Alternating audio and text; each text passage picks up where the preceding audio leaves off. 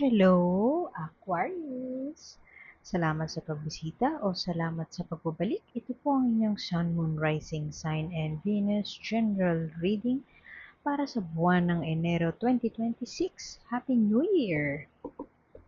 Kunin niyo lang po kung ano yung nakarelate kayo, tapon niyo hindi. Kung hindi nakarelate, okay lang yan. Maaaring sa susunod na pagbasa ang siyang makakarelate tayo. Kaya subscribe lamang po tayo para maabutan niyo ang next na pag-upload. Pero naniniwala ako meron at merong dahilan kung ba't tayo napadpad dito. Maaaring sa deck na ito, sa deck na to, o sa oracle card, which is very universal ang meaning. Okay, whatever it is that is weighing you down, you will have closure at least at the end of December. If not, early this year, o magsisimula na ang journey mo para sa closure na yan. Tingnan mo, nagtatanim siya ng bagong mga bulaklak pero inaani niya rin. Maaaring, pero maganda yung ano eh, maganda yung inaani niya. Pero at the same time, merong parang nahihirapan na siya. So, iba sa inyo, Aquarius, maaaring hindi nyo nararamdaman na may pabigat na sa buhay ninyo.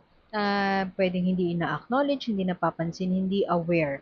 Maganda itong bagay. Halimbawa, ano example niya mga magandang bagay na yan? Halimbawa, nagbibigay sa magulang, breadwinner, pero maganda yung intention. Pero hindi siya totally nakakatulong sa inyo. Bakit? Dahil hindi kayo nakakapag-ipon. Yan yung mga example ng laying the burden down. Yan ang Ten of Wands. Closure sa isang bagay na nagpapigat.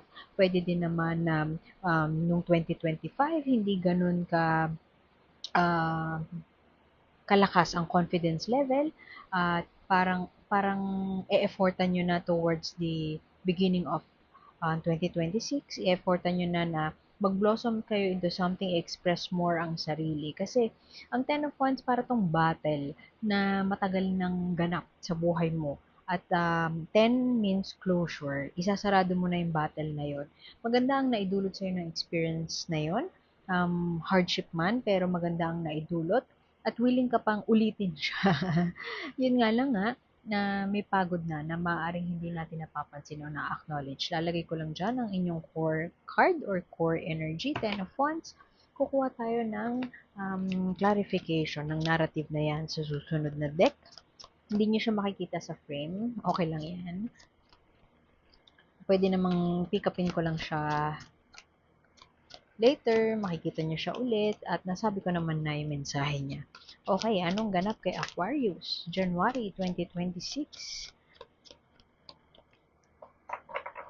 Kung napanood nyo to ng towards the end of January, happy birthday.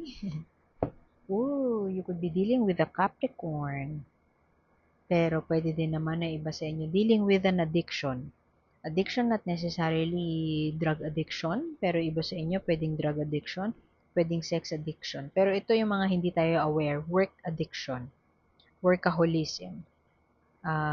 Pwedeng tayo ay overwork, na parang na-attach na tayo doon sa isang bagay na nakasanayan nating gawin at hindi na tayo makalaya doon ng fully. So, tingnan mo may gunting dyan, no? May pagka-cut ng ties. Pwede kasi na you will start your journey of cutting the ties doon sa addiction na yan.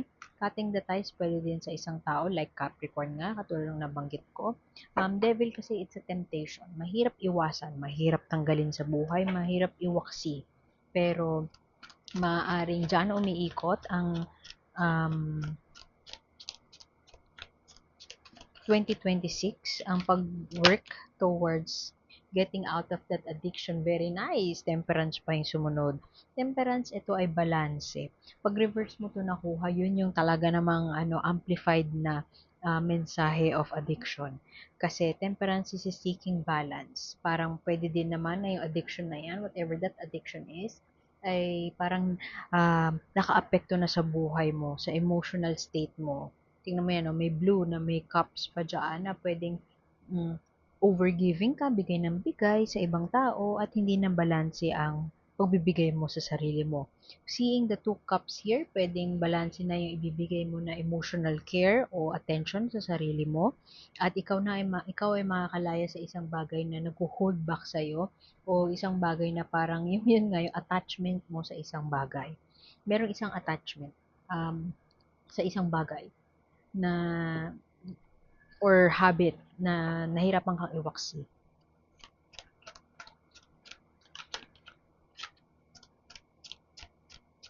At magsisimula ang journey ng pagwawaksi na yan this January. Champion of Wands. Merong isang padalos-dalos o parang mapusok. Enerhiya ng isang mapusok na tao. Pwedeng Aries, Leo, Sagittarius ito, pero huwag kayong matali dun sa signs na yon. Fire sign. Kung walang tao na fire sign sa paligid mo, yung Aries, Leo, Sagittarius, pwedeng ito ay enerhiya ng isang tao na very charming, very smooth talker, magaling mambudol for the lack of a better term, at smooth talker siya. Kasi nandali niyang makumbinsi. Madali siyang mangumbinsi. Kumbaga parang salesman ang dating nito. Very charming. Pwedeng meron kang ganito sa chart mo. So, ikaw yung charming na tao. Pero pwede din naman na merong isang tao sa paligid mo na siyang bumabagabag sa'yo. Masyado siyang parang mapusok nga, yung parang pushy. Pwede din ito yung nag-i-influence sa'yo para maging workaholic, maging addict, yung temptation sa kanya nanggagaling. O siya yung temptation mo. At yung temptation na yan, mukhang yan ang parang pag-iisipan mong mabuti this January. Siya din ang actually masyado malakas yung dating niya to a point na pwedeng ma-impluwensyahan ka pa niya sa pagdedesisyon this January.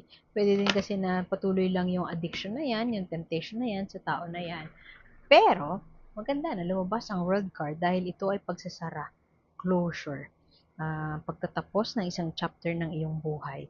Pwedeng iwawaksi mo na yung addiction na yon, workaholism, pwedeng magkakaroon ka ng isa yun sa mga tawag dyan, New Year's resolution na itigil na kung ano man yung addiction na ito. Itigil na kung ano yung pagkagat sa temptation na yan na matagal nang nagaharing uri sa iyong buhay noong 2025.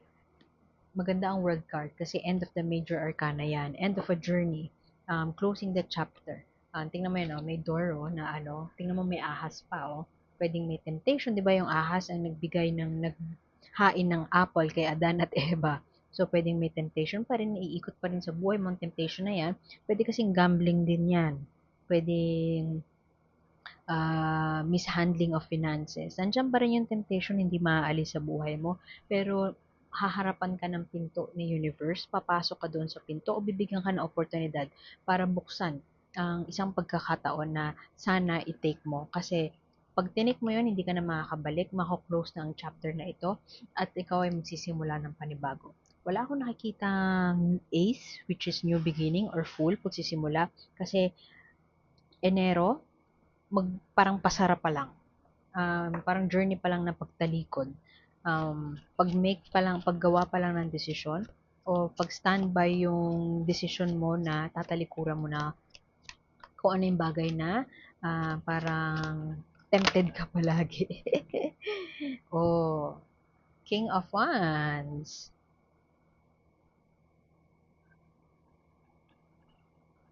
Paresong wands, oh. Merong enerhiya ng isang tao na na alam niya kung ano yung tatahakin niya. Alam niya kung ano yung gagawin niya. Puwedeng yung iba sa inyo, saving grace ang nakikita ko dito. Saving grace meaning siya ang magsasalba sa'yo doon sa nakalulugmok na sitwasyon na maaaring buong 2025 ay na-experience mo. Yun nga yung addiction, yung temptation. Puwedeng yung temptation na yun na galing dito sa tao na 'to, Aries, Leo, Sagittarius. Ito din, Aries, Leo, Sagittarius. Maraming fierce energies, maraming kapusukan sa paligid mo. Pero while this Champion of Wands, which is the Knight of Wands in reverse, siya yung padalos-dalos, parang siya yung nagyayaya sa'yo palagi at mapapapayag ka niya palagi. Pero merong isa pang tao na very fierce din ng energy, na siya ang parang yun nga, saving grace. Siya ang parang mag-iimpluwensya sa'yo towards something good. Kung hindi man i-impluwensya, like hindi niya directly sasabihin na, oh, tigil mo na yan, hindi ganon. It's more of like, mai-inspire ka ng tao na ito na gawin na yung pagwaksi dun sa kailangan mong iwaksi. Pwede din na mamimit mo yan after mong talikuran yung whatever this addiction is. Tandaan nyo, ang addiction, hindi lang siya, as I've mentioned, hindi lang siya gambling, sex addiction, or drug addiction. Pwede siyang work addiction. something that hindi ka makadetach sa isang bagay. Hindi ka attach ka dun sa tao na yun. Parang addicted ka dun sa tao na yun. Pwedeng ganun. Pwedeng ito yun eh. Pero night lang to. Oh. Ang night is mas mababang mas mababang uri kaysa sa king. Ang king ay alam niya kung ano yung gusto niya mangyari. Alam niya kung ano yung gusto niyang gawin. Hindi mo siya mapipigilan. Malakas ang kumpiyansa niya sa sarili. Very confident. So, kung hindi ka man directly i-influensya ng tao na yan, magiging inspirasyon mo siya para ituloy-tuloy ang journey mo for closure to let go of addiction. Mabilis pa naman ding ano si Aquarius, parang very visionary ka eh. Air sign ka din, so parang very out there, social, ganyan. Hindi lahat ng Aquarius, of course, social. Pero yung Aquarius ay parang hindi basta-basta napipirme and may vision siya of the future. This is nice. Strength card. Hindi na to self-explanatory ang strength card at major arcana siya. Maaaring in the past, hindi ka ganun kalakas ang loob mo para walang willpower para iwaksi. Yun nga yung kailangan iwaksi. Pero starting this 2026, magsisimula na ang parang tibay at lakas ng loob. Kung hindi mo siya magagawa yung tibay at lakas ng loob overnight, magsisimula na para mabuo mo yung willpower na yan to move towards a path na tingin mong makabubuti sa'yo, na isarado na yung chapter na hindi nakatutulong sa'yo o hindi nakabubuti para sa'yo. Malaking bagay ang impluensya ng tao na yan. Kasi ano yan eh, energy din ng willpower. Yung fierce energy of, this is what I need to do, ito ang gagawin ko. Nice. Four of Cups in reverse. Kung dati, yung iba sa inyo siguro parang ayoko nang gawin to, tinatamad na kumilos, tinatamad na gumawa ng action. This January, siguro dahil January din, ay parang ayoko na sa ganitong sitwasyon. Hindi ka na magpapatay mali siya sa mga hindi magagandang nangyayari sa buhay mo, kundi you will decide na to take action. You will take action and perhaps parang magsasawa ka na doon sa kalugmukan na kung nasaan ka man o kung saan ka dinala ng 2025 and ikaw mismo ang magsasarado ng chapter na ito ng buhay mo, which is very nice to see. Oh, nice. Alam mo, ang Five of Pentacles, lagi ito, parang you felt left behind, pero reverse mo nakuha. So, ang maganda nun, pwedeng you will no longer feel alone. Pwedeng itong taong to, yung sinabi ko kaninang night, yung charming, magaling mambudol, pwedeng Aries, Leo, Sagittarius, pwedeng yung tao na yung ginost ka. Pwede din yung tao na yung iniwang ka sa ere. Pero makakalagpas ka na dun ngayon. At parang you wouldn't feel so alone na. Actually, pwede din na yung tao na yan, siya yung mag-aalis sa'yo doon sa pakiramdam mo na you are alone. Pero ingat ka kasi may tendency itong tao na to na kahit pa mapaalis ka niya doon sa sitwasyon na addicting, kahit pa siya yung maging dahilan para palayain ka doon sa addicting na situation, pwede kasi na BI pa rin tong taong to at dalhin ka naman, magpadalos-dalos siya, imbitahan ka na sumugal sa isang bagay na hindi ka naman komportabling sugalan. Kasi may energy siya na hindi masyadong nag-iisip. Hindi masyadong nag-iisip o hindi siya ganun hindi pa siya wise enough, unlike this person. Hindi pa siya wise enough para magdesisyon ng full of wisdom. Hindi pa siya wise enough para magdesisyon ng isang bagay na for the greatest good of all. Eight of Swords, makakalaya ka na sa isang sitwasyon. Alam mo, yung iba sa inyo, o majority siguro sa inyo, hindi, parang disorder na yung addiction na ito. As in, clinically diagnosed na kayo of this addiction, whatever this addiction is. Hindi, seryoso siya. Hindi na siya ganun na sinasabi na, nagagamble yan, ganyan. Seryoso na yung issue na yan. Kasi, kaya ako nasabi yun, kasi this is being trapped.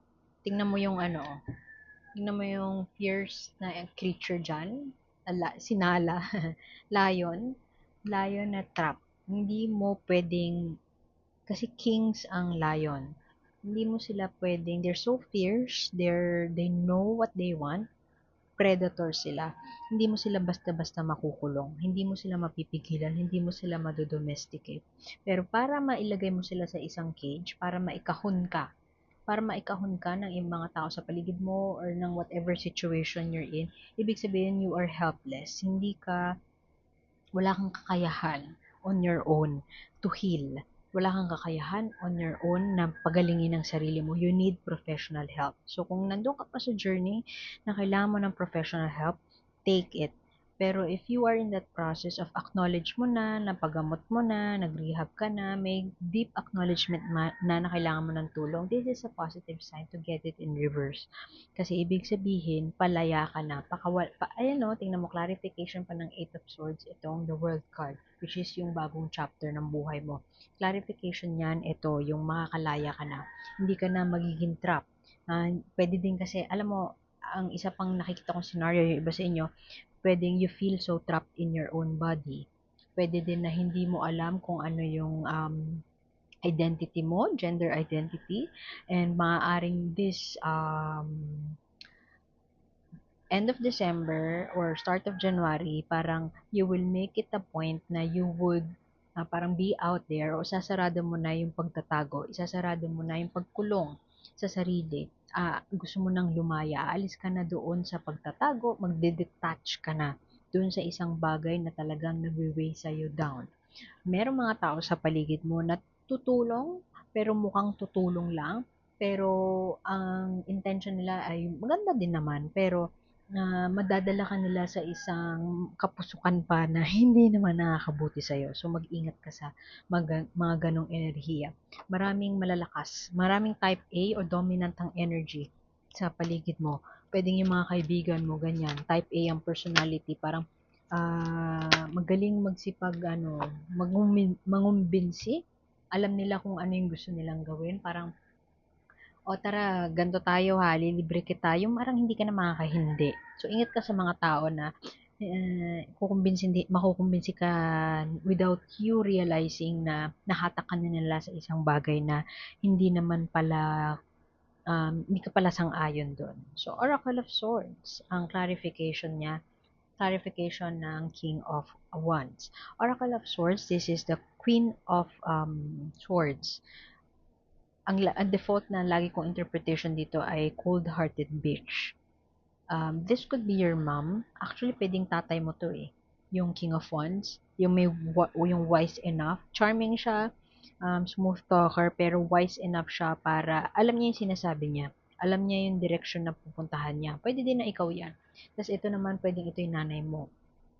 Dalawa silang nagtatalo sa isip mo, parang anong gagawin ko? Para silang type A, parehong malakas ang kanilang personalidad. So, pwede din naman na maging inspirasyon mo yung dalawang enerhiya na yan, ito tsaka ito. Ito kasi detachment. Ito yung pinakabagay sa'yo na energy. Actually, pwedeng ikaw din to eh, kasi air sign to. Libra, Gemini, Aquarius. At ikaw, Aquarius. Ikaw to. Parang tingnan mo, ang daming mga ganap, ang daming animals dyan. So, pwedeng marami kang gustong i-pursue, marami kang gustong gawin, may vision ka of the future, marami kang gustong i-embody na persona, pero it brings you confusion. So, ang Queen of Swords, there is some brutal honesty na baon niya palagi. So, pwedeng ito ay message din na you have to be brutally honest with yourself. Ano yung mga tinatago mo sa sarili mo? Ano-ano yung mga bagay na kailangan ka mag-detach? Ano-ano yung mga bagay na in-overthink mo na parang hindi ka makatulog dahil lang gusto mo pulido ang lahat? Sa papaanong paraan ka makakapag-detach? Sa papaanong paraan ka makakalayo para mapalayan mo ng sarili mo at masimulan mo na ang bagong chapter na ito ng buhay mo. It's not the time for you to be apathetic. It's not the time for you para magpatay mali siya. It's not the time for you para hindi mag-take ng action. Kasi people may have hurt you in the past and paulit-ulit lang yon. If you don't stand up for your beliefs or if you don't have that willpower or strength para isik yung balance o mag-stand up for yourself para palayain na yung sarili mo. If you don't muster the courage para maging honest o maging totoo sa sarili mo o maging totoo sa paligid mo, bibigat ng bibigat yung flower na yan. Mukha siyang magaang, mukha siyang maganda, pero in the long run, it might do more harm than good. The universe wants to offer you a new chapter, might as well take it or do something para talagang mag-turn ng leaf ang chapter na yan. Okay, po tayo. Uy, ang bilis. Oh, get untangled. Mensahe sa'yo ni universe, get untangled.